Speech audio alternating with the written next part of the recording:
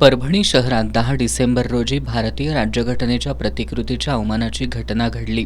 या घटनेचं परभणी शहरासह राज्यात पडसाद उमटले। ही घटना म्हणजे संविधानाचा नव्हे तर देशाचा अवमान आहे। तसंच संविधान प्रेमींवर झालेल्या पोलीस बळाचा जनशक्ती महासंघानं निषेध केलाय।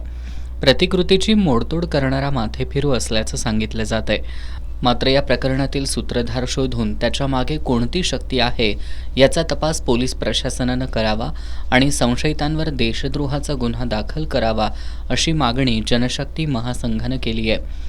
निवासी उपजिल्हाधिकारी संजय तेली यांना या मागणीचे निवेदन देण्यात आलं। महासंघाचे अध्यक्ष डी भास्कर, कार्याध्यक्ष विलास भास्कर, उपाध्यक्ष रमेश कांबळे, सचिव सुरेश राजशील, भिकाजी कांबळे, चंद्रकांत कांबळे, संदेश माने, आनंदा कांबळे यांच्यासह कार्यकर्ते उपस्थित होते।